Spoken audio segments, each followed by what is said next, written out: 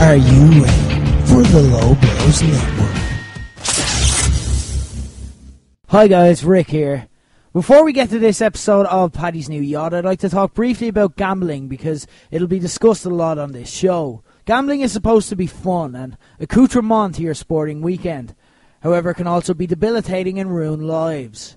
If you find that your gambling gets in the way of work, school or other activities, causes mental or physical health issues, causes any issues in your life, gives you financial stress of any kind or damages your reputation, then gambling may be a danger to you. If you spot any of these signs in yourself, stop gambling immediately, consult problemgambling.ie for all resources that can assist you, and help yourself before it's too late. And now, on to Paddy's New Yacht.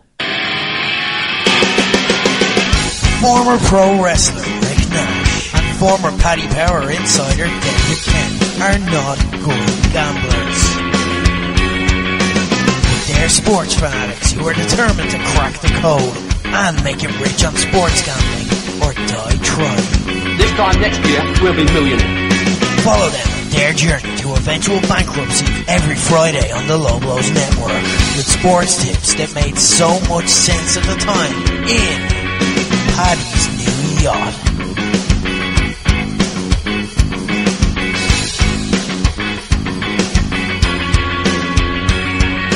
Pro Piacenza have been thrown out of Series C after losing 20-0 to Cuneo this weekend, having fielded just 7 players and having their physio come on as a sub at one stage. The club, who had been in serious financial trouble and hadn't been able to pay players or coaches in recent times, had been forced to forfeit 3 straight games and play this or else face expulsion. And given that that's what happened anyway, they probably wish they just didn't play now. But as we get kicked off here, on another week of Paddy's New Yacht, Rick Nash in with the Daily Star and Buzz.ie's David Kent as usual. What thrashings in sport left you just feeling bad for the losing side?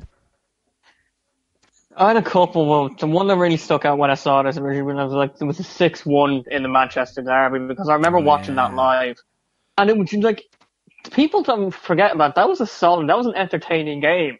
Like 6-1 was harsh because at 3-0 with, okay, yeah, maybe not. 3-0 with 10 minutes to go, Darren Fletcher put one into the top right corner. And you were like, oh, this could do something. And then City scored, I think it was 84th minute to make it 4. And at that stage, you're like, oh, no, stop. Because every time they got the ball, obviously it pushed forward. So every time City got the ball, you're like, they could easily score here. And then they put 2 more past them in the space of like 2 minutes of injury time. It was just sickening. And you're just like, after that, you're like, it was an anomaly, but it also kind of set up what we see with City now, where it was the first time where you're like, they could really destroy people if they really wanted to. Yeah, they just pulled away, and it was one of those things as well. I remember that as well, because you're like, game on when the goal went in, and then they just literally just went into another gear. And it was like, all right, maybe not. And it was just awkward by the end. But if you're talking about awkward, let's go back to, I think, when a lot of people heard this question, it was probably one of the first things that came to their mind. Let's go back to the World Cup 2014. And if it wasn't the first thing they're thinking of, it's the thing they're thinking of now, because it's pretty much the only thing that happened at that World Cup. Brazil, riding off the back of Neymar, convinced that this is the next Romario, Ronaldo, Pele, the next legend to add to the list. And they're at home in the World Cup. Finally, it's come back to Rio, and they're in the semi-final. They've coasted there so far. They've got there relatively easily, and it's just a case of, like, we've seen this happen so many times before with host nations. They've got the Germans to overcome, but again, when you're just riding that wave, we've seen it in international tournaments. It's like the home nation against the gritty, resilient nation there are probably better on paper, but at the same time, you just expect them to ride that wave of momentum with their hometown fans cheering them on. And it didn't go that way. It went completely the opposite way. And again, this is what's heartbreaking about this story. Germany ended up winning 7-1, of course. No one needs me to recap that. But at the same time, it had been an otherwise decent World Cup for Brazil. And, getting to the semi-finals in a World Cup is nothing to be ashamed of. It's something that prompted celebrations across all of England. This past summer. It's nothing to be ashamed of, but the way it happened and how it just kept happening, how Germany just didn't take their foot off their throat at any stage and just kept scoring and scoring, and how powerless Brazil were to stop it, and how the team just ceased to play or even try at the end, how they were just broken and beaten and then had to face the score. And it was one of those cases where, we've seen all the crowd troubles with the recent Copa Libertadores between, River Plate and Boca Juniors. Obviously that's Argentina, but we've seen like South Americans and especially Brazilians take their football very seriously. Of course, who can forget World Cup 94, a player who scored an own goal for Colombia ended up getting murdered for scoring that own goal. So we're at this stage when it's 7-1 in Brazil and the team has been so thoroughly humiliated in their hometown, in their home World Cup, you're like, is someone going to die because of this? And that's when you feel bad. That's when it stops to become entertaining. But it's also can't miss television. Fortunately, no one did. They got over it. They've come back. They're, doing decent. I don't think Neymar was the prince that was promised after all. I think he was more the prince that got a lot of followers on Instagram more than anything than that. No. In fairness, he was missing for that game. He got injured against Colombia the week before. I know, but at the same time, we haven't seen Brazil bounce back and be that side. He hasn't been Pele, he hasn't been Fat Ronaldo, he hasn't been what we expected of him, and he's been more of a consumer product for all of us to enjoy. And that's unfortunately just the nature of 21st century football at top level. Anyway, we have a busy week this weekend because last week we were off, of course, but the League of Ireland came back. So once again, we are going to complete our annual tradition of Kento trying and failing to sell me on following the League of Ireland this year. So we will see how that goes. Look, you got me if I was at 1% last year, you got me to 5%. So, 20 years from now, if we're still doing this show, I could be a fully fledged, I could be calling people barstoolers. I could be saying they don't support their own. I hope you're not doing that. I hope you're not calling people barstoolers. I hate that. But we will see how it goes. Maybe you might be able to sell me. I just don't fancy your chances. The Premier League is also back. Man United, Liverpool, we're going to be previewing that. We're going to be giving our thoughts. And it's a huge weekend for the Six Nations. The Six Nations could effectively be decided this weekend. So we're going to be previewing that. We're going to be giving you our tips for the weekend, what the sneaky things we'll be looking out for. But first, we're going to get kicked off, as we always do, with the news from the past week. So what we do, because we only have an hour or so to discuss all of the sports in all of the planet, what we do with the news is we break down our 5 favourite stories that we want to discuss. We put a minute on the clock in theory for each, and we package it all together in something we call the 5 in 5 and give our hot takes. And it's about to get underway right now because Man United were humbled by Paris Saint-Germain. Liverpool held Bayern, Spurs hammered Dortmund, City had to come back to beat Schalke, and Atletico handled Juventus in the first leg of second round Champions League matches. But get off the fence, Dave. Pick a winner right now. Right now, based off the first leg in the last 16, my winners are Manchester City, probably beating Atletico Madrid because they were the two teams who impressed me most. I haven't watched all the games, obviously, in work. Last night was a double screen. Maybe Juventus weren't really up for it, but Atleti kind of dismantled them, and City, obviously, they can't really give VAR goals away anymore in the semi-finals or the quarter-finals. But they're that team where they can just flick a switch. They always have, and I talked about it earlier, I talk about it now, still 8 years later. They're that team that could just give you a 5-goal head start and still win 6-5.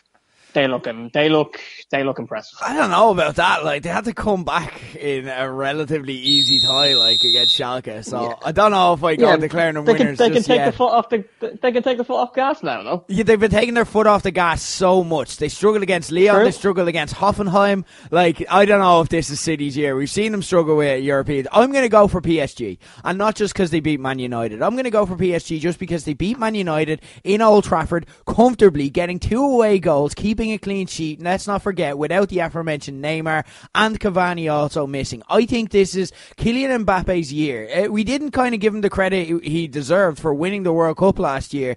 And by that, obviously he got credit. And obviously he was one of the star players. But by that I mean, Kylian Mbappe is the next in line after Messi, Ronaldo. Messi and Ronaldo's years are winding down now. We can see it. They just don't have the impact. We spoke about it last year with the World Cup. Kylian Mbappe is going under the radar as the star.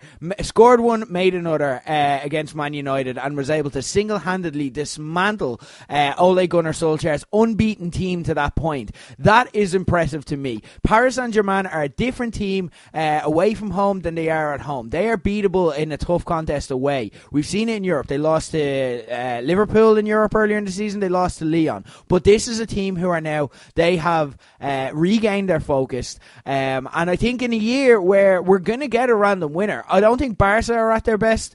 Real Madrid are an outside shot as well. And this is something that I hate because they are clicking at the right time and and they're 9 points behind in La Liga. Don't have much to play for in La Liga. So we could see one of those frustrating seasons where it's a team who aren't even the best team in their league that we have to call the best team in Europe. So Real Madrid are an outside shout, but PSG for me are the absolute favourites right now, I have to say. Anyway, moving on. No, just on PSG. Every time you say PSG in Europe to me, I think of the Barcelona game.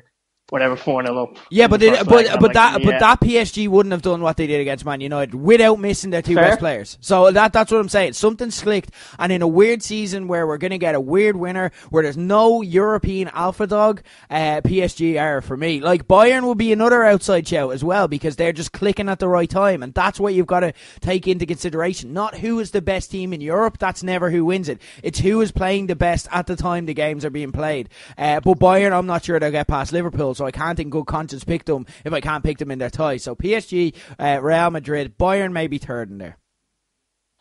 Which means that Ajax are definitely going to win it. Moving on. Chelsea fans, as fickle as they are, they turned on Maurizio Sarri after humiliations by Bournemouth and both Manchester clubs in the last fortnight. With another clash with City coming on Sunday in the Carabao Cup final and a massive league game next Wednesday against Spurs, is Sarri able to save himself at this stage, or does no win mean curtains? Sarri was gone from the second that he said he couldn't motivate his players, because it's like, if you can't do that, why are you here? Now, again, that may have got lost somewhat in translation, but at the same time, it's bad. He can't. We can see it. The players aren't playing for him anymore. He's lost the dressing room, and it's shocking because they started the league season so positively, and it just went apart so quickly. Roman Abramovich is not a man. Now, obviously, he's less interest in Chelsea than he ever had before, but he's not a man who tends to suffer fools lightly. If it's not working now, he will just pull the plug on you. I think it's a matter of time. I think another bad defeat against City, maybe they'll let him play through the Spurs game, but I think another bad defeat against City, that'll be curtains for him.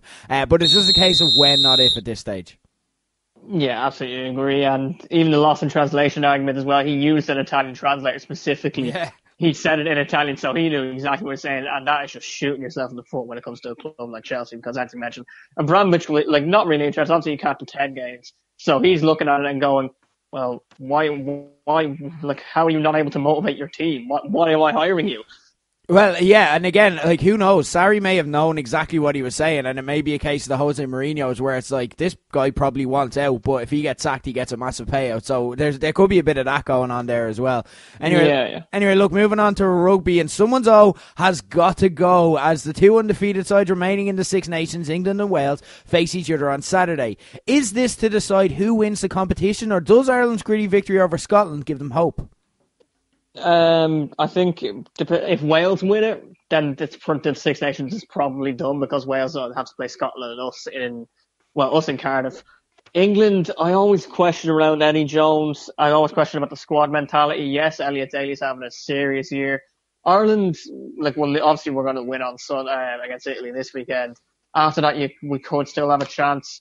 But I think when we're looking at Wales and England, we're looking at Six Nations winners, whoever comes out on top. If it's a draw, happy days, we're still in it. I'd say that this is the final of the Six Nations, and the reason I say that is because I think England are winning all day here. The only variable in it is it's happening in the Principality Stadium, but I think England, like, look at the comparison. Look at the struggles Wales had against France versus how England played against France. You know what I mean? They absolutely decimated them, whereas that's a direct comparison right there. England are just one step ahead at the Six Nations, and the question Eddie Jones has to have is, are they peaking too soon? I know they've been saying that they're not, and they're looking forward to the World Cup, but I think this is the story of England's Six Nations. I think they're completing a Grand Slam. Their fixture list is so easy after here. They've played all the hard games first, and then they've Scotland at home, and then they've Italy. So they're coasting this. They're winning a Grand Slam. So this is the final, and I think they're going to handle Wales. And I don't think it's much of a debate. Interesting. We'll see how it goes. In the UFC, George St. Pierre is looking like retiring. He's got a press conference later today after failing to secure a super fight with Khabib. Where does he rank in the GOAT conversation when it comes to MMA? For me, my two favourite fighters of all time are John Jones and George St. Pierre, for their achievements in the octagon, if not out in the case of Jones.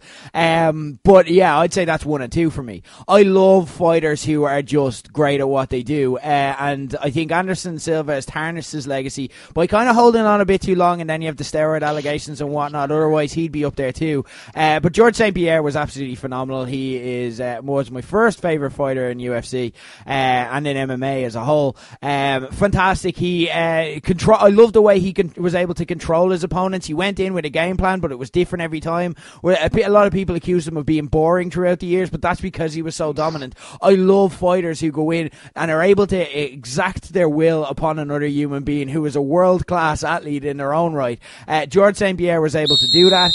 He didn't have kind of any scandals or tarnishes as well, so an absolutely exemplary mixed martial arts fighter. But I'd say just behind John Jones. And the only reason John Jones is better is because John Jones came along later when the sport had evolved a bit more. And if George St. Pierre had been coming into his prime at this time, with his brain, with his work ethic, with everything, he may be the number one. He just came along a bit too early in MMA's infancy, but was also fundamental in making it what it is today. Yeah, absolutely. And the thing with GSP was that he always seemed to be one step ahead of absolutely everybody, even in the cage. Like, if someone landed a shot on him, he'd be able to think, okay, grand, I'll get you back with that in X amount of seconds, or 3 or 4 shots. I've got it coming. So watch out. He's incredible talent. Yeah, my favourite GSP fight ever. Oh my god, it's after slipping my head. It was after the Ultimate Fighter. I can't remember, and that's winding me up because I remember it as soon as the show finishes. It was when he basically won with a jab. He literally just jabbed his opponent, and he broke his opponent's face with a jab. The guy was a wreck, but he literally just kept him off with a left-handed jab the entire fight, and that was the strategy. And he just went in and was able to exact it, and it was so simple but so effective. And the opponent knew for 5 rounds. The opponent knew it was coming, but he couldn't do anything about it. And it's just a fucking jab. Cover your face, everyone's screaming at him, but he couldn't do it against GSP because he was that precise and that excellent and that dominant in the octagon. He would be missed, and I'd love to see that Khabib super fight, but it's not to be. Anyway, last but not least, in GAA, Limerick humbled Kilkenny with a 9-point victory in the Alliance League to remain unbeaten after 3 straight wins. Are we looking at a new hurling dynasty in the All-Ireland Champions, or does it not matter until the summer?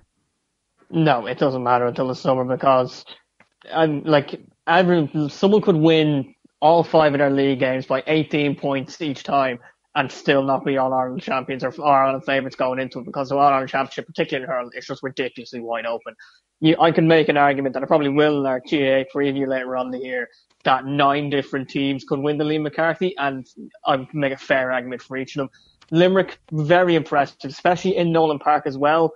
But Brian Cody is that kind of manager where he will now be all, like, if Kilkenny come up against Limerick in the summer in the championship, I'll be backing Kilkenny in that already, because Cody is not one to suffer defeats like that. Right, interesting. I don't know enough about hurling to make a credible case here, but what I'll say is that I hope they are, because hurling badly needs an alpha dog. The problem with having, it's like even the Darts World Championship that we previewed before Christmas. Again, the problem with having so many contenders around is that no one matters. Hurling needs an alpha dog. We know the sport is great in itself and it's entertaining and takes so much skill, and we all love watching it and following it, but there needs to be that dominant, like, not in the way of Dublin. You don't want it to be that dominant, and maybe not even the way Kilkenny were for so long during the drive for 5 and whatnot, but like, you need need someone as an alpha dog there. So I'm glad that Limerick can, I hope they go undefeated in the Alliance League. I hope they absolutely storm it, and I hope they go into the championship as the leading alpha dogs, so that we can kind of galvanise around it and build a bit of a narrative to build interest around it, because I do want to love hurling, and I do want to get involved in it beyond just enjoying watching the games on a Sunday afternoon. But at the same time, it's difficult without that kind of, overarching narrative that we don't have now, that Kilkenny aren't Kilkenny that we would have known in the past. So fingers crossed we'll see that. Speaking of needing something to hook us, let's get into our discussion for this week, because we're going to talk about the LOI, and we're going to do our annual tradition, like I said at the top, of Dave trying to sell me on it for another season. Dave, I'm going to give you this challenge, but here's just a caveat of things I don't care about. This is going to make your life difficult. I don't care about Dundalk versus Cork. I don't. I'm sorry. No, I don't blame you. I do not care about that. I do not have any personal affinity towards that. Exactly. I like Cork. I'm sorry. I know you're from there. I'm sorry to any of our listeners in Cork. Cork distanced themselves too much from the rest of the country for anyone else to care. And then I listen to stories that you're telling me, and I'm reading in the news about Dundalk's fans being a bit scummy. So I don't like either of those sides. You know what I mean? Not that I don't. I don't dislike Cork. I don't expect many people. I don't expect many people to look from the outside in. Yeah, I don't dislike Cork. Relax, you'll have your time. I don't dislike Cork, but I don't have an affinity towards them. So that's something which doesn't sell me. If you're going to turn around and say to me, you get to support your locals, I don't care about that. I am not I'm not a 100% patriot. And I think I speak for a lot of people who are out there and may not say it to their friends, because you're supposed to be like, come on, Ireland, up the I'm not that guy. I don't like Conor McGregor. I don't particularly care about our Irish national football side, though I will get into it if they're doing quite well. And people mightn't like to hear me say that, because they're like, you have to be loyal or you can't enjoy it. But that's who I am, and that's who a lot of people are. I don't feel like I have to support my own. I have limited amount of time, and if I watch sports and I devote myself to a competition, A, I want to be a completionist and I want to follow it week to week. But B, I also want to I want to be watching the best. I want to know that I'm watching something that actually is relevant and changes the sport that I'm watching. I want to be, if I'm going to devote time to it, because I watch about 15 different sports, I want to watch something that is relevant. And unfortunately, I don't find the League of Ireland relevant. Where you can get me is with the argument of what else are you doing on Friday nights. That's something which does kind of chip away at it, because I don't want to make this impossible for you. So that's somewhere where I'm like, okay, I can fit this in. That's what got me into NFL. People are like, what are you doing on Sunday evenings? And I'm like, I do have a slot free here that I could follow something. So that's somewhere where you can chip away with it. Something ease of access. We spoke about this last year. Something that I could follow easily. That's your road to go down. Now, this is your job. Try sell me on the League of Ireland. I will let you know loud and vociferously how you're getting on as you're doing it. Yeah. First things first. As I mentioned, I hate the Barstoolie argument. I hate the fact that many League of Ireland fans will not try and sell people on the league, and then when people don't go, they'll go, well, why aren't you going? Why are you supporting Liverpool and Man United? I don't care about that. You can support any team you want. That's the beauty of sport. And like yourself, I'm not a huge patriot for the likes of Conor McGregor. I know you're not a Dublin GAA fan particularly either, even though you're a Dub and the whole narrative surrounding Dubs is looking out great, we should be following these. I don't get to, so I'm not surprised that you're not following, there's no personal affinity for you to Cork or Dundalk, there's no personal affinity for you to most of the teams. There's only 3 or 4 Dublin teams in the League of Ireland, even then I wouldn't expect you due to location. Obviously, I know where you live. There's no League of Ireland. Yeah. I know your general area. I don't know your exact house. Okay. Don't worry about that. All right. There's no League of Ireland ground really near you on a bus route, for example, unless you're going all the way out to UCD, which is a trek. So, local affinity, again, that's not the argument going to come at. What you're doing on a Friday night, I'm going to kind of talk about that by saying, most people on their Friday nights, they're always like, will I not go out? Will I go to the pub for 1 or 2? And they'll go, yeah, maybe if it turns to a night out, probably, yeah, fine, fair enough. But you can go to the pub by a League of Ireland ground. There are pubs beside literally all of them. And if you go to a pub anyway, go from 1 or 2 in, say, McDowell's in Inchicore next to Richmond Park. Daily Mount, you've got McGowan's right beside it, and you're selling me well. You're selling me well. the back page as well if you want to be hipster. So you've got, like, if you're going for 1 or 2, you might as well go for 1 or 2 in there, because mainly pints are cheaper as well. But then there's a camaraderie. That's a hard word. I should have been able to practice that about it, in the sense that, like, there's so many characters in the League of Ireland. The majority of them, 99% of them, are off the pitch. Managers talk about this all the time. Shay Keegan made a great point in one of the papers there. That's like the best heckle he ever had wasn't from a fan towards any of his players. Is that a yawn? No. I thought you yawned there. The microphone went weird. He was like, the fan went to him, here, Shane, what's the difference between my head and your arse? My arse and your head. My arse has more hair on it.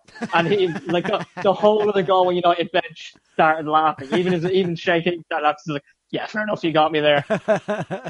In terms of on the pitch, look, it's the same old stuff from people looking in. It's not going to be the Premier League, and people who try and sell it as that are stupid. It's not going to be the Championship. It's not even going to be anywhere close to the level of quality or skill that you'll find at the top level of sport, but it's never meant to be. However, I will say it's the most wide open title race in years. This duopoly of the last 5 years, as we've talked about in hurling, and as we've talked about even in darts, it can be boring. Now we've got Dundalk and Cork City, usual suspects, but there's something different about them this year in the sense that Dundalk have lost Stephen Kenny. It's the first time in 5 years. This great Dundalk side, he was crucial, and we're finding that out already. Dundalk obviously double champions last year, four leagues in the last 5 years, and they did manage to hold on to most of their squad, but they lost Stephen Kenny. And the situation there now is that they weren't able to bring in who they wanted to bring in, which is Vinnie Perth, because he didn't have the coaching badges. Right. So they brought in John Gill, who was from the outside, he was with the Ireland setup at one stage as well. But he is literally there in name only. Perth is picking the team. And, like, even during Friday night, they were on RTE, and Joanne Cantwell or Siobhan Madigan, can't remember which one, asked John Gill, who was doing the pre-match stuff, because he was technically the manager in air quotes, who picks the team? And he didn't know. He went, it's a committee.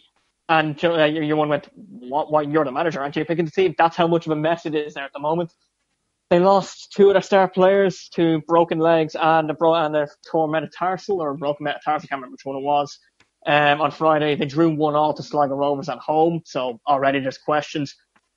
City, we've been cleaned out really over the summer, lost players to England, Doncaster, Rochdale, and a couple to the States as well. A lot of young lads brought in, but it's kind of a transitional period. We lost 1-0 the opening game, I'll get to that. The big team that everyone's talking about this year, and it's the great hope for Dublin, and again, I'm not trying to sell you on that argument, but it's Shamrock Rovers, who the last 6-7 years should have been winning leagues. Okay. When they beat Prague and Partizan to get into the Europa League group stages, when they went 1-0 up in White Hart Lane in the Europa League groups, Harry Kane, fun fact, first goal for Spurs against Shamrock Rovers in the 3-1 win. Don't know why I'm using that to sell. It is an interesting stat, like, I'm not going to lie. I've got loads of these. Gareth Bale's first game for Spurs, in Shakur, Richmond Park, St. Patrick's Athletic. Ronaldo's first game for Madrid, Talas Stadium. There are so many of these dotted around the place. Less important, and Januzaj's first game for Man United was in Turner's Cross. He's less of a star. You lost a little bit there. There's links like these all around the place. Rovers, Paddy Power offered odds on Rovers to win the next 10 League of Ireland seasons that year, and they haven't won one since. Right. But finally, they've got this really young, really enthusiastic squad. The fans are back. They built an extra stand in Tallaght Stadium, so they're going to try and fill that. The question's always been around the management, because their manager is a bit of an idiot in Stephen Bradley, and says that he'd never really wanted the job, but he got stuck with it, and then he talked himself up too much and fell flat on his face. I'm trying to think of the Premier League equivalent to this. Probably Sarri, for that matter. Yeah. In the sense that it all looks so well, and he was like, I actually don't want to do any of this. He's 4 years in now, hasn't won anything, so this year they have to win it. They're actually the second favourites because of the transition between Cork squad and Rovers signings. But they're still missing the goal scorer, which is what their problem was. They weren't really able to score goals. Yes, they could play this wonderful, beautiful football, but they couldn't put it in the net. There's a dark horse in St. Pat's, Chris Forrester, who was the darling of the League of Ireland 5 or 6 years ago. He's back, which is a all too familiar tale of stars going over young. And like Forrester did well with Peter, but then he moved to Scotland, and that kills careers if you're not good enough. So he's back. They've brought in a mix of young talent. They changed their manager. The problem is they've got a really big squad, and there's a lot of egos in there. In the long run, that might be horrific, but they are definitely dark horses, especially since they beat us in their opening game of the year last week, 1-0. That was a major statement. So there is entertainment. The nearest one to you is probably Bose, who kind of went viral over the summer because of the Bob Marley jersey, or over the winter because of the Bob Marley jersey, which they couldn't actually get the rights for in the end. So in the classic League of Ireland story, they decided to put, the direct provision fists logo. Yeah. They've got that on their jersey instead. What they didn't remember was that fist is also the logo of the Shamrock Rovers Ultras. Oh. Which is... Oh, that's the League of Ireland. It's like, it's just them kind of stories that you're like, so many of these happen every other weekend. There's always one or two storylines coming out of a League of Ireland weekend. Might not be on the pitch, might be fucking 35-yard volley that goes viral. The thing that annoys me it sounds like a series, like a bunch of courage wrestlings competing in a football league. And you're kind of selling me on that, you know what I mean? If I was an outsider, I'd be into that. You've got kind of, let's go, OTT are Dundalk, Cork City are Fight Factory, Rovers and Pats are Phoenix, and the rest are all courage, in the sense that they kind of have their shit in order, but there's just so many own goals and financial issues and players like ending up in nightclubs and pubs the day after when they're meant to be training. Right. No, that sounds bad. No, for the record, like the wrestlers in courage were very professional. All right, let's just. Oh yeah, the players are great. Yeah. Let's not. They're all part time. Yeah. The league is marketed as the greatest league in the world. That initially was a piss take by a group of League of Ireland fans, which sums it all up really, because they know, we're not going to be the best ever. We're not going to be the one that you're not going to be dying. If you support an English team already, you're not going to be dying to go, do you know who I'm really looking forward to this weekend? Bray Wanderers. They're going to be fucking excellent. I don't care about Chelsea. I don't care about United. We're not expecting that. Right. It's just the FAI have now adopted that hashtag as the official league motto, and you're like, no, it was never for you. I've documented my problems with the FAI, documented my problems with RTE, in the sense that, once again, there's not one League of Ireland game per week on the telly, which is the biggest source of frustration, because that's how you follow sport. You watch 1 or 2 games a week. Yeah. There's none this weekend. For example, you got a Munster derby between City and Waterford. Dundalk work with Finn Harps. Actually, there's the selling point for the League of Ireland. Ollie Horgan, the Finn Harps manager, is the most depressing man about his own team. They won the first division, or came up in the first division playoffs. The second tier of the League of Ireland is the way that the winners go up automatically, and then the second, third, and fourth play off against each other to get to the final to play against the relegated, the team that finishes 9th in the top tier. Right. Ollie Horgan he's a school principal from Galway. He manages Finn Harps. He's an absolute League of Ireland legend, because every interview, Finn Harps could win a game 5-0, and the interview post-match, geez, Ollie, that's a great result. Well, we only had 4 corners, and I'm very disappointed, Dara. And then he'll go, well, and you know what? It was great this week, but next week we're away to Dundalk, and I just don't know how we're going to do it. They could be winning the league by 15 points, and Ollie Horgan would manage to find something and he could complain about. There's all these kind of characters. Right, okay. This is what makes it special. Okay. That they are it is essentially a fucking shit show for the majority of the year. On the field, you'll get some fucking entertainment. Off the field, you'll probably get more. And like I said, for the cost of tenner for a home ticket to St. Patrick's Athletic, don't know about the rest. City's 15, Dundalk are 15, because obviously the top end, they've got more money to make. Yeah. But, if you're going maybe a Friday night, stag do's I've seen to notice are a lot of the crowd recently, particularly in the summertime, when people come over to have a stag do, they're like, well, listen, there's live football. It's not going to be great, but fucking go for a few in the pub, have a chat, get to know the league. There's even some, obviously, Sheffield United had a supporters group at the St. Pat's City games. It's just weird the way it works, in the sense that it's just this big camaraderie that we're one big, I hate Dundalk with a passion. I hate Dundalk fans with a passion. But at the end of the day, if me and the Dundalk fan are going to be chatting in a pub, and some lad comes over and says, Jesus, why are you talking about that shite? We'll both be batting for the same team. We'll be like, fuck off, Yeah, it's kind of like wrestling. You might have your different promotional allegiances, or you might have your different favourite wrestlers and whatnot, but you're still wrestling fans. So I do get that, yeah.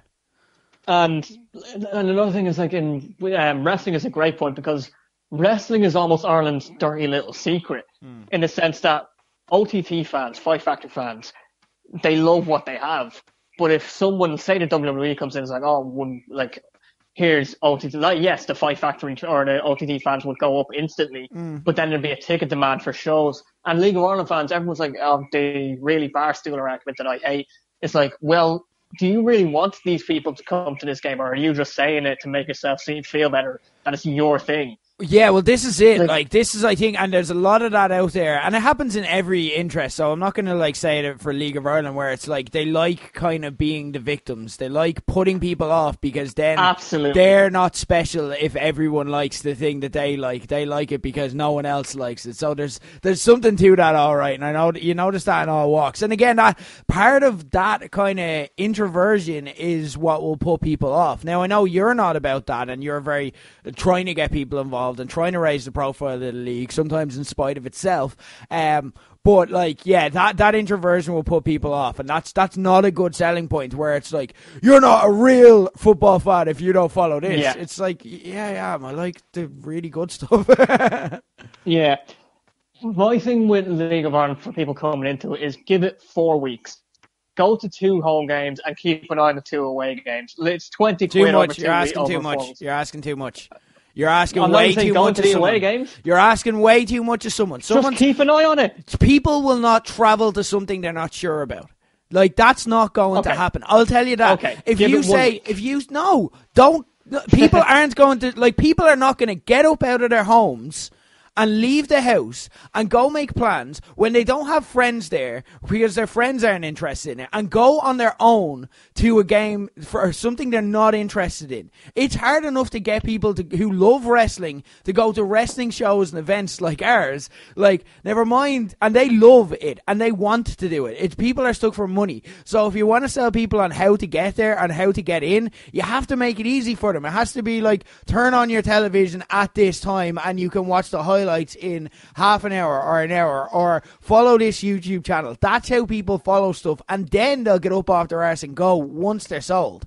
Like, they're not going to go to it unless it's easy for them, unless like their mates are going anyway. So you have to make it easy for people. Like, yeah, that's where the YouTube and the fucking broadcast and stuff doesn't help me there. But okay, good point. I'll make it so. Go back to your original thing of, if you're going out on a Friday and you fucking have, like, if you're just going to the same old pub, try McDowell's, try the Backpage, figure out, try if you're close to it. I'm not saying go fucking, I'm using Cork as an example. I'm not going to Stop asking people to leave their homes for this. Stop asking people to leave their homes for something they're not interested in. They're not going to do it. I'm trying to help you here, like, I'm trying to help you. But they're not going to leave their homes or change their plans for something they're not interested in. If I said to you, leave your home and don't go to League of Ireland on Friday because you should follow Tiddlywinks. And if you don't follow Tiddlywinks, you're not a real Tiddlywinks fan. You're not a real sports fan unless you follow it. You're not Irish. We've got 2 Irish people that are really good at Tiddlywinks and representing the world. This is what winds me up about those arguments, even when it comes to wrestling, where it's like, you need to follow. No, I don't. Don't ask people to leave their home. Make it easy for them. Like, and I'm sorry, but if the end result is, well, it's shite, then, and there's no kind of access towards it, then that's the League of Ireland's problem. That's not the public's problem. That's not mine or yours or anyone else's. They need to figure that out. Is there any way that I can do that where it's easy for me? Mondays, 7:30, RT2, Soccer Republic, or the FAI TV YouTube sometimes. They're never really consistent on it. Or if, like, whenever a League of Ireland goal goes viral, you will see a lot of people talking about it on Twitter. If there's been an incident or a referee falls down or somehow ends up falling over the advertising hoardings and Ollie Horgan has to take charge, you'll see people talking about it somewhere. Yeah. Click in, there's probably going to be a football video, a link attached. Again, it all comes back to me for RTE, but that's me just being bitter. That's what I'm bitter about. I'm not bitter about fans not coming. Yeah. I'm bitter about the lack of interest from the FAI towards its own league. And I've talked about that too much over the past. John Delaney has called it, the dirty little child or whatever he said about it. But like, okay, so there's problem child. There's something we can go with. Yeah, dirty little child is a weird thing to say, even for John Delaney. Even for you as well. Is there? I thought it was dirty little secret, but I'm like, that doesn't work. I just remembered the child is in there. But no. Here's something we can kind of. Here's a way of selling people. Twitter. Is there a good Twitter account I can follow? Or could you follow perhaps the Paddy's New Yacht Twitter, and if there's something that's worth seeing, we will maybe post it. Based on if they're like, yes. Is that one way we could go about it? Follow the hashtag or click the hashtag greatest league in the world every Friday night. Not going to do it. Not going to. I told you I'd oppose you loud and vociferously. Not going to do it. Not going to go out of my way. If you give me an account to follow, where it'll pop up on my on my phone, on my Twitter feed. Okay. Including the Paddy's New Yacht account. Yeah, but okay. I'm trying to think of a genuine fan who will get all these. Like, I can give you multiple accounts, but that seems like a hassle. That's a start. That's a start for me. Okay. Right. SEI Dodge for St. Patrick's Athletic stuff. He was the initiator. He was John Dodge, middle-aged St. Pat's fan. Originally came up with the hashtag. Started taking the piss out of the league, and that kind of snowballed into an effect. Who else is in there? Finn Harps, Aidan McNeils. I don't know how to spell it though. Try extratime.ie usually do well. I don't know the exact hashtag. Gamer tag. What the fuck are they called? Well, yeah, the handle name. Is there something? Right. There you go. Okay, so how about this? How about we put together one tweet where it's like, if you want to follow League of Ireland, this is a really good start, and then have the handles in there, and then it's like. There's that might be the way to go. Easy, accessible way to do it. And we will give updates on this every week. I'm even going to extend your minute. I might give you a minute and 10 seconds or something to sell I'm me glad you're not giving it to me this week. There's not much to sell game-wise. Okay, fair enough. We'll start that from next week on. We'll let you try sell it to me every week. Actually, sorry. Monday is Bulls and Rovers. That might be televised. I hope it is. So... keep an eye on that, maybe. I don't know. Okay, there you go. There's a start. I'm not a salesman, like. I can't sell shit. I'm trying to help you out here, okay? I know. No, you've done well. You've given us some storylines to keep an eye on. We'll give you some Twitter accounts that you can follow. We'll stick that up on the Paddy's New Yacht Twitter. That should be online probably now by the time you're listening to this or within the next few hours, so follow that. And if you want to, if you're like me and you're just on the fence, but you just want to see, could I be into this and could it be accessible? We're not going to go out of our way. We're not going to find a hashtag on Friday night. We're like, I want something that's going to pop up on my feed and interrupt my day. See, that's what I'm saying. I'm not saying don't specifically look for it. I'm saying there will be people talking about it somewhere if you follow a sports fan or football fans. There you go. And like even good, like we'll try in that hashtag if there's any kind of notable or funny or entertaining tweeters who regularly talk about that. We'll stick it up and we'll follow it on the Paddy's New Yacht account ourselves as well. So I'll personally keep an eye out and we'll see what we can do as the season goes on, and maybe that way that's how we can turn myself and maybe a few of you out there into devoted League of Ireland fans. I know Declan Byrne in particular would be delighted if that ever happened. So anyway, on from that fake shit to the real football. I'm sorry guys, I had to. We're going to talk about the Premier League this weekend. Good job by the way on the review. That was excellent. You actually did sell me. The Finn Harps manager, really liked the sound of him, liked the sound of an open title race. You know, things changing up there, could get into it, so good job on that. Anyway, moving on to the Premier League for the weekend. Our prediction league is back, and you can also follow us on Twitter at Paddy's New Yacht if you want to get involved in that, because even if you're only getting involved now, don't worry, we do monthly contests as well as our overall yearly contest, which is breaking down into, I think there's only like 3 or 4 people that are still in any chance of contention there. Darren Alam kind of run away with it at this stage. Daz at 1889 on Twitter, so we shall see if there's any dramatic late twists. Our monthly contest is coming to a close. Yours truly leading. I've had a great month, I have to say. But if you want to play along and enter the monthly contest, all you have to do is get onto our Twitter.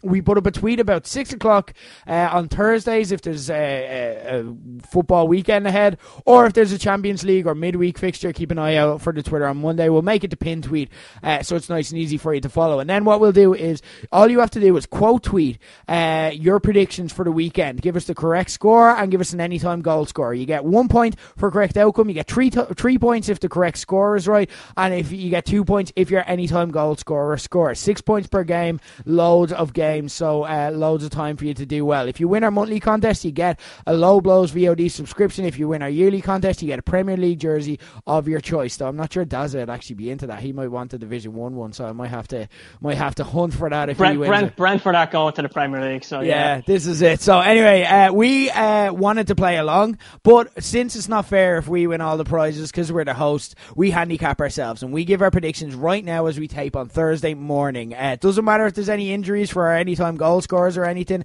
As soon as the words come out of our mouth, they are locked in. So we're going to get to that now, starting with a double bill of Friday night football, because it's a bit weird with the Carabao Cup final taking place. They're switching things up, and a midweek game round the fixtures next week as well, keep in mind, to round off October. It starts with Cardiff against Watford on Friday, and Neil Warnock takes on the side he's managed more against than any team in football in Watford to kick off the weekend. I know, as Cardiff go looking for their best win total ever in the Premier League. Starting off strong with the stats. Yet a recurrent theme with these two sides in recent weeks that you may not expect is clean sheets. Watford have kept clean sheets in 3 of their last 4, while Cardiff have kept clean sheets in their last 2 at home. Both defences are quietly solid. Watford will see this as a tricky tie. Cardiff will hope a draw will be enough to see them through, with Southampton, who are 1 point behind them, playing Arsenal at the weekend. So I'm going to go for a 0-0. I'm going to go for both teams to play to form and settle for a 0-0 draw here. I learned the church elders because Cardiff are actually in a decent bit of form, and look at that, they're at home again, rested after an FA Cup break. Watford didn't have the week off, but they've continued their sensational form, which are 3 defeats since the start of December, and those were against City, Chelsea and Spurs. Maybe Chelsea you couldn't excuse, City and Spurs probably. As you mentioned, Javi Grass has really tightened up the defence too, 7 clean sheets in that spell. The reverse of this game back before Christmas was nuts. The Hornets raced into a 3-0 lead, only to nearly blow in injury time as Cardiff fought back to a 3-2 loss and hit the crossbar with the last kick of the game. I've no idea for this one, so I'm reverting to FMQ, which, for Paddy's new listeners, form, motivation and quality. Who tops the 3 of them, that's going to win. So for me, form goes to Watford overall in general. Yes, Cardiff are in a nice short spell of form. Watford have been doing it for longer. Motivation. A Cardiff win moves them as high as 13th temporarily, with some teams taking the week off due to the Carabao Cup final as well, messing stuff around. So that goes to Cardiff. Quality just goes to Watford, so I'm going to go for a 2-1 away win with Bobby Reid getting Cardiff's goal. It's a tough one to get us kicked off. This one's a little bit easier. Also on Friday night, West Ham against Fulham. Two sides in absolutely dreadful form, as Fulham are still yet to get an away win in the league, the only side that can say that. Well, West Ham's win over Arsenal in January, you may remember being like, West Ham are back. Yeah, it was their only league win of 2019. You'd fancy them to get back on track here, though, at home against Fulham's poorest defence. So not too much to this. 3-0 West Ham. Arnautovic to score. Yeah, look, West Ham in rotten form against this year's Stoke in Fulham. Cottagers, 8 points of safety, still leaking goals. They got away with it in the Championship, but they've been found out badly this year on their return to the second tier. They, as you mentioned, they have won an away game all year, and even though West Ham are not doing great, Fulham won't win an away game, maybe for the rest of the year either. I'm going to go 3-0 as well, but I'm going to go for Felipe Anderson to get back into form. Felipe Anderson, yeah, he hasn't scored in a while, so that's an interesting ballsy pick. And he definitely could. Ballsy pick. Fulham, like. Moving on to the Saturday game, starting with the early game. Burnley against Spurs and David Kent. We have one golden rule when it comes to the early games here on Paddy's new yacht. That is, on 3. 1, 2, 3. Don't bet on the early. And look, we have that rule for a reason. Weird shit that totally flips the narrative happens all the time in the early game. So I'm looking closely at this one. With City not playing in the league this weekend and Liverpool in a tough away tie at United, it'd be an ideal opportunity to close the gap at the top for Spurs to 2 points, but they travel to Burnley, a Burnley side who last lost in the league on St. Stephen's Day. Harry Kane's recovery is coming along well, but he's likely going to start from the bench here. I just see a lot of things lining up nicely for an early upset, because that whole Spurs close the gap, that seems like a narrative that's too easy, and we never get that happening in the early. So I'm going to pick an upset here. And that upset is that Spurs are held to their first draw of the campaign, because that's the biggest twist that could happen in this game. Yeah. Bet you didn't see that one coming. That's what the early is all about. Weird shit happening, and Spurs drawing is fucking weird this season. So I'm going to go for it to finish 2-2 with Ashley Barnes to continue his scoring run. But I'm leaning towards Burnley. I may have bottled it a little bit there. You've been picking that Spurs draw for, I think it's 3 or 4 times in the last month or so as well. It's going to happen. It'll be the last game of the year, I bet you, as well. Just when it looks like, it's going to be a new Premier League unbeaten technically kind of record. Yeah. No, it's Spursy. I really, really want to pick Burnley here. I just can't. Harry Kane, as you mentioned, back in training for the away side, who somehow managed to stay in a title race without him. Burnley have an awful record against Spurs as well since they returned to the Premier League, but they've steadied their form and could escape a relegation fight with 3 points, and it's the early. City taking the week off, Liverpool in Old Trafford, Spurs could go into 2 points. I'm going to back them, and I might regret it instantly from saying it in a minute, but I really want to be great. I just bottom it. So I'm going to go 3-1 Spurs, and I'm going to go for Son. I just can't do it. And I'm going to kick myself when it happens. An argument for Spurs is that they're the best away side in the Premier League this season, so they do play well away 33 from home. points. It doesn't seem to affect them. So moving on anyway to the 3 p.m. games. These are bet safe games in theory, however, not in reality. Bournemouth against Wolves. You, a plebeian. Wolves are in great form and haven't lost in a month, looking really impressive, while Bournemouth are coming into this off bad losses against Cardiff and Liverpool. Me, an intellectual, yes. But did you know that Bournemouth won their last 2 games with an aggregate score of 6-0, and that includes Chelsea? Eddie Howe's men are 2 different sides, home and away, and they'll come out well rested after a week off, looking to blitz a Wolves side who've scored just 26% of their goals in the first half, lower than any side in the league aside from Cardiff. I'm going to go out on a limb here. I'm going to think and I'm putting my lead of the monthly prediction contest on the line here with some of these picks. But I think Bournemouth are going to get a cheeky scalp here too. I think they're going to win 2-1. Josh King, as he loves goals at the Vitality this season. Fresh Bournemouth against a slightly tired Wolves who had to labour to earn their FA Cup quarter-final spot, but they did, and they're still Wolves. They're set to finish 7th. The highest promoted side ever finish was 5th with Ipswich in 2001. That might be a bit far. That's a bit far of a stretch for Nuno's side, but they might get 6th. They could sneak 6th still, given Chelsea's complete shit show. Stupid sexy Eddie Howe also plays some lovely football, so I'm expecting a lovely game with a nice, lovely 2-2 draw. Hotta's injured for Wolves and Jimenez is inconsistent, so I'm going to flip the other side and go Junior Stanislas for Bournemouth, provided he comes back into the starting 11, which I expect him to. Interesting. Moving on to Newcastle against Huddersfield. This is an acca do. Rafa Benitez comes into this looking to win 3 in a row at home for the first time since last April. What better way to do so than against a Huddersfield side whose record in all competitions since the start of December reads 1 draw, 13 losses.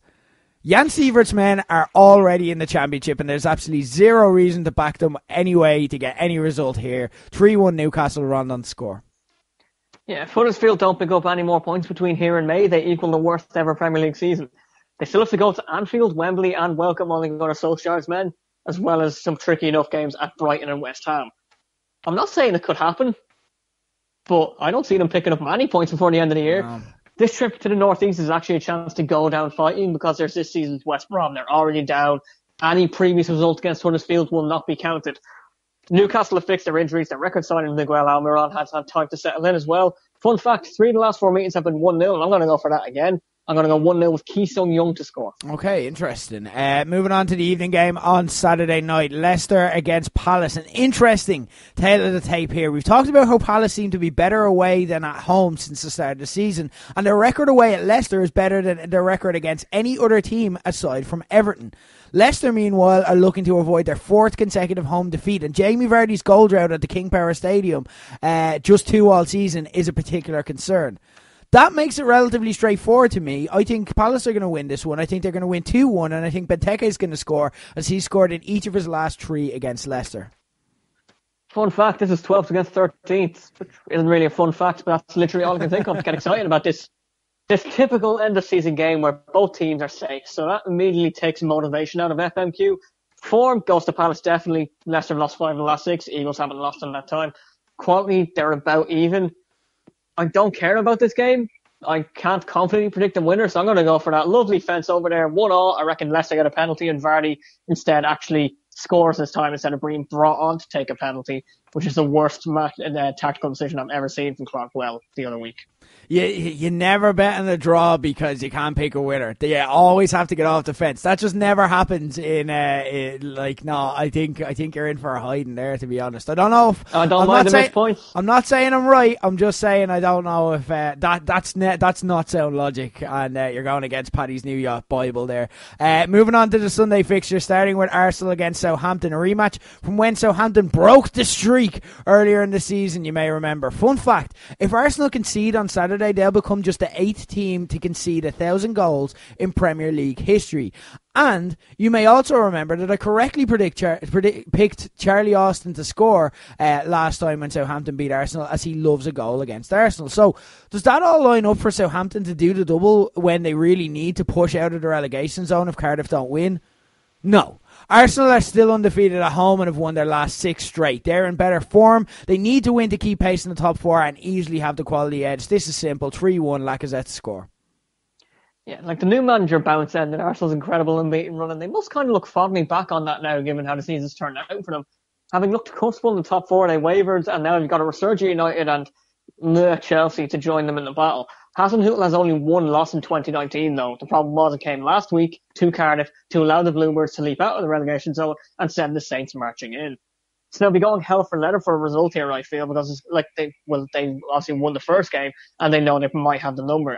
Arsenal haven't changed much since the reverse fixture. You could argue Southampton have. They're much better. However, Arsenal, as you mentioned, play much better at home. They're completely different sides, so I'm going to go for 3-1 with Aubameyang. Okay, interesting.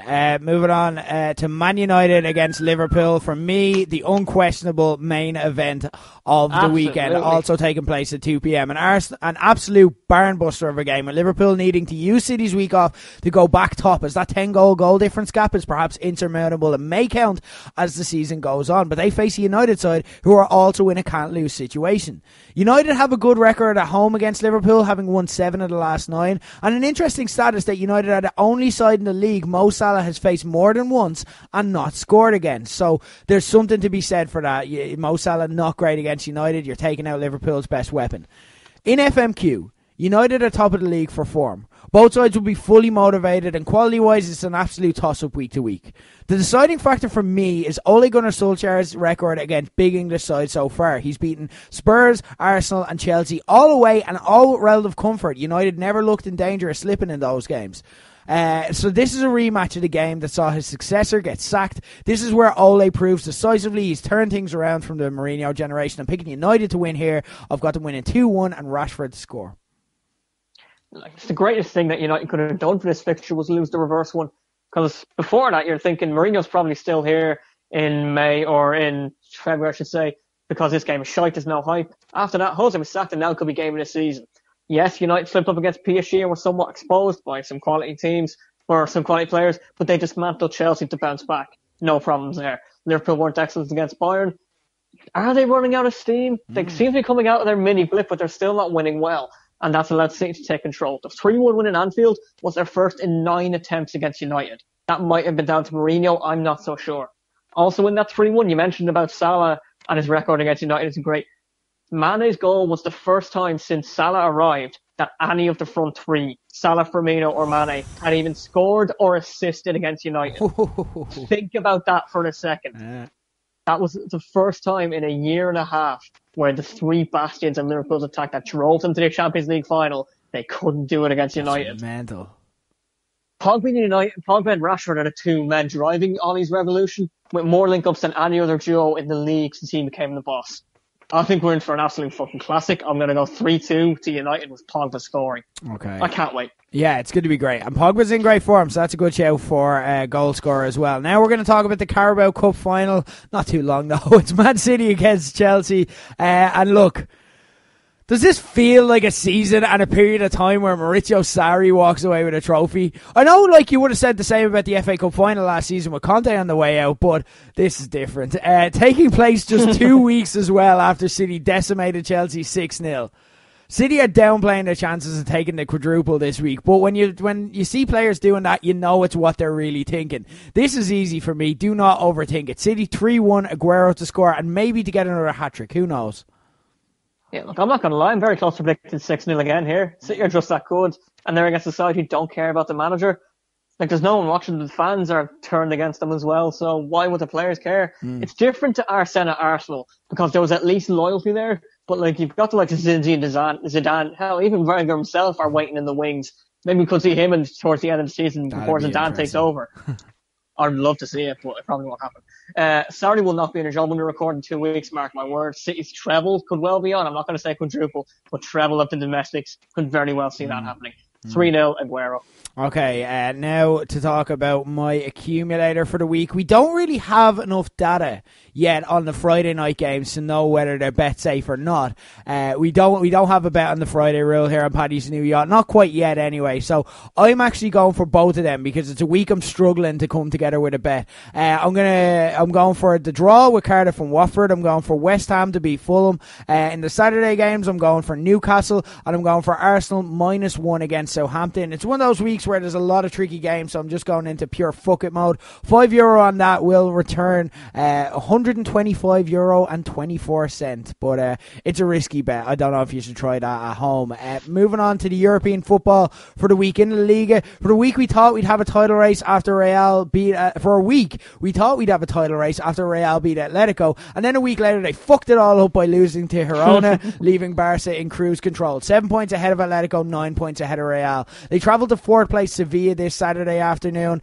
The only intrigue is if Sevilla get a win here. It's on 11. It's not on 11 Sports because it is the afternoon kickoff in La Liga. That's a frustrating trend now, I have to say. They're putting a lot of great games on at 3 p.m. But it's worth keeping an eye on. If Barca lose, then we might have a title race. But I don't know. It seems like it's Barca's to win. Serie A, the title race is all but over there also, as Juve have extended their lead to 13 points over Napoli and seem in cruise control. So the intrigue really turns to Champions League spots as Inter and AC Milan have a tenuous grip on third and fourth respectively. Inter play Fiorentina on Sunday night with Mauro Icardi's controversy swirling over them. Icardi, for those who don't know, was stripped of his captaincy and dropped in a move that seemed to galvanise Inter and inspired a big impressive win over Sampdoria last weekend.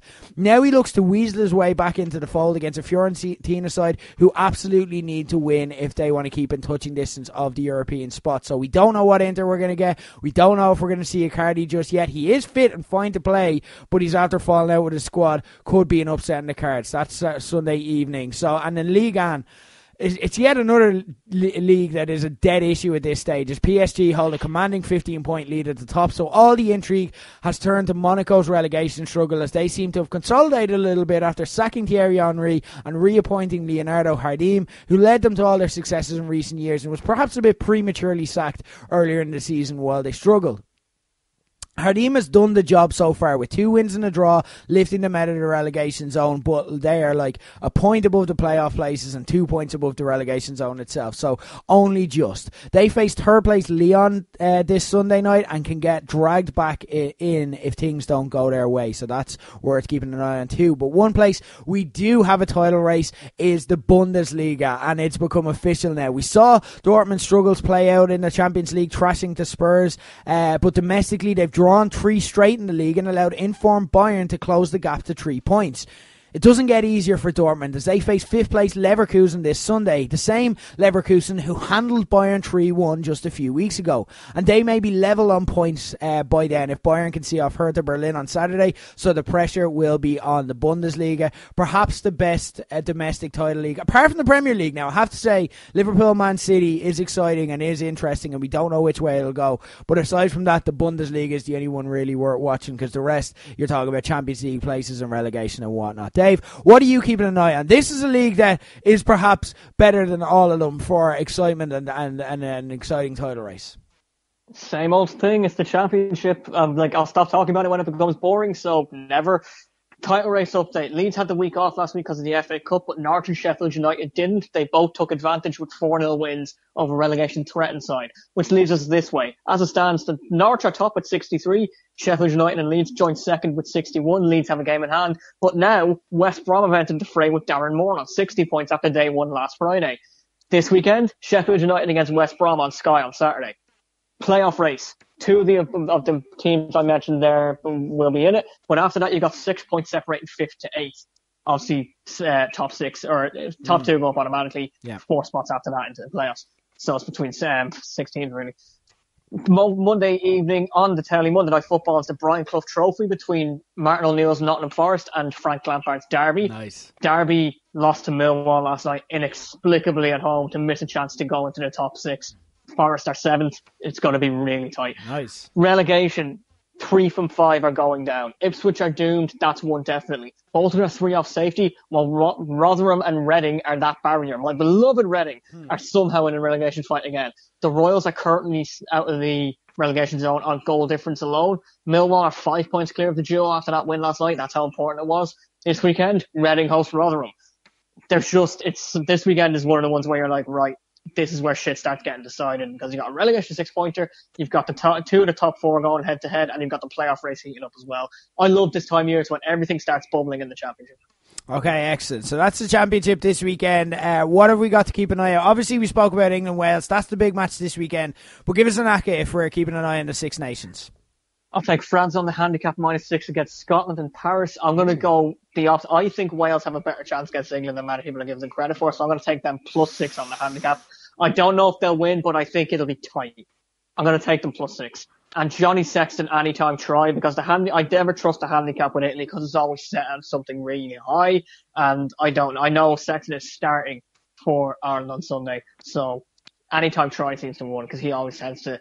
Against Italy, it's when everyone seems to score. So Sexton, I'm going to put him get a try as well. It's the only one of your picks I feel safe for. I think that the other two are ballsy. Like they are like you're ramping it up.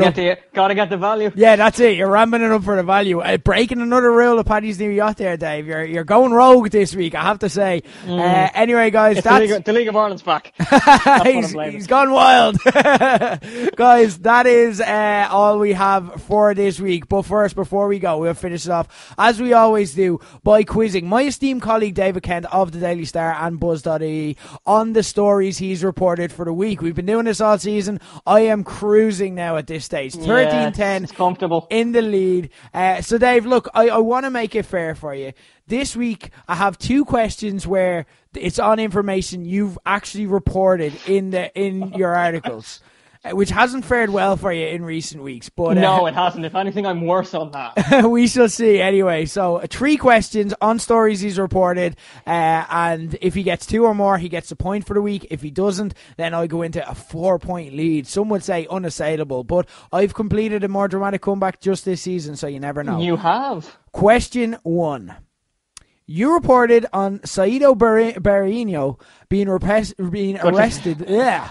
If I lose a point, I lose a point if I can't say the fucking question. You reported on Saido Berahino being arrested for drink driving during the week, but how many goals has the player scored in 26 appearances for Stoke this season?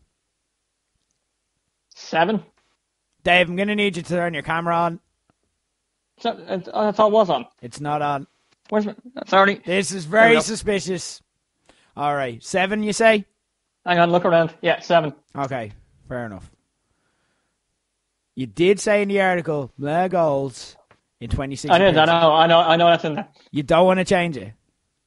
No. Okay. I'm gone to the stage of this quiz where I'm like, I've nothing to play. Like, I'm 3 points back. I'm not going to win. I might as well just go for it. There's so much time left in the season. There's 3 months of this left. I know. Question 2. You reported on Leeds being hit with a £200,000 fine. Jesus. Following their it's been a long week. Following their Spygate controversy.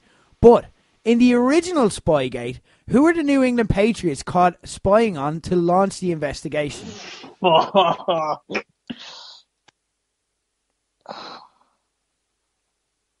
wrote with this in one of the initials when it was happening at the time. I said 2000, back when Leeds were spying, and I was like, the previous instance was the Patriots spying on XYZ, and I can't remember who XYZ are. It was one team. I think it was in the playoffs. I'm going to go for the Ravens because that's just in my head that I'm like, I might not even have been in the playoffs. It might have been the week 1 or week 4, which it probably was because he got suspended. So I'm going to go with the Ravens because I don't know. That's just random. And it's AFC. Question 3. This is another thing you've reported in your article. I expect you to get this one. You reported on Stephen Curry's memorable assist for Giannis Antetokounmpo. Why can I say that but not basic words like arrested? I can get Antetokounmpo, seriously, in last week's NBA All-Star game. How many times has Curry been named league MVP? 2. That's your final answer? Yeah. Okay. I can confirm you seem confident there, so no spoilers. You were correct with Steph Curry, 2. So you're off to a winning start. You just need one more. We'll go in reverse order based on how confident you were. Question 2, who are the New England Patriots caught spying on in the original Spygate investigation? It was an old rival. It was not the Ravens. It was New York Jets, Steelers? Divisional rival. New York Jets. So, that would have made sense, yeah. But question one you were really confident on. That was the other one you reported on this week. Saido Berino was arrested. He has scored in 26 appearances. You said 7. Is it 11? He has scored 5 goals in 26 appearances for Stoke this season. And if I'm wrong, then you reported it wrong because I literally got it from your report. You got it from what I wrote. Dave, what's happening? You're going into meltdown. I've gone off the boil. This is crazy. Too early. This is it. You have to play at the I'm right like time. Liverpool. I've just run out of steam. We shall see 4-point gap. It's my year, though. It's my year. That's going to be pretty tough to come back from. But anyway, as we leave you, enjoy the weekend sports, guys. Enjoy Man United, Liverpool, the Six Nations. Let's hope that we get a miracle draw in the England-Wales game. I don't see it coming, though. But anyway, guys, whatever you're up to this weekend, if you're going down to Cork to watch the Courage show that never happened but somehow did, whatever you get up to, guys, we will see you next week on Paddy's New Yacht. But until then, for David Kent, I've been Rick Nash, and this has been Paddy's New Yacht.